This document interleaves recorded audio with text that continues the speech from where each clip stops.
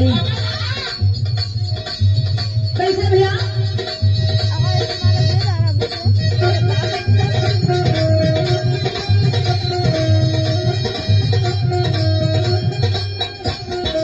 अरे सोने की थाली में जवना परोसो,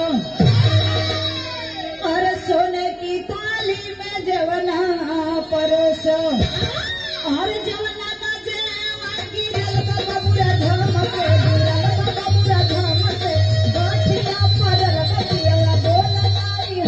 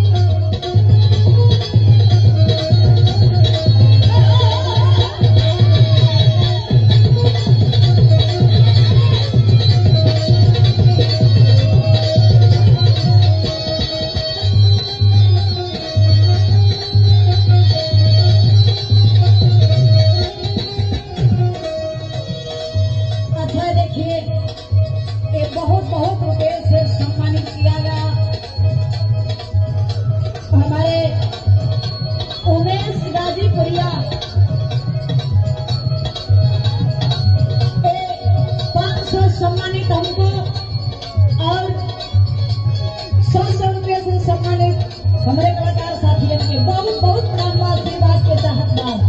यही तरह आशीर्वाद बनौले रही। क्या बात है?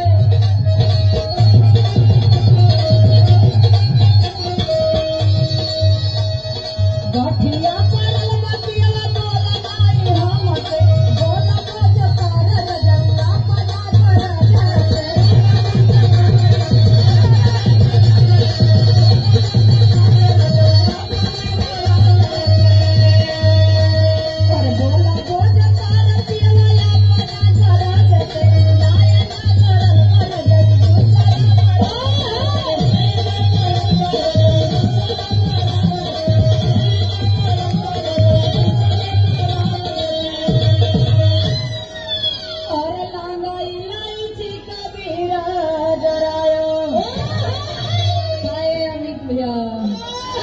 सूरज जी क्या बात है?